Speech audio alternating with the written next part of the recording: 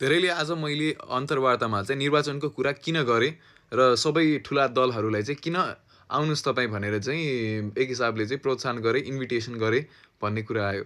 अब त्यो चाहिँ किन भन्दाखेरि एकदम सजिलो कुरा छ। सबै दलको चाहिँ पार्टिसिपेसन भएन भने निर्वाचन सायद सर्ला अथवा केही होला।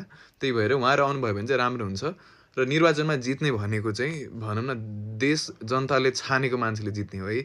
सो त्यस कारणले हामीलाई त्यो कुराले समस्या पार्दैन।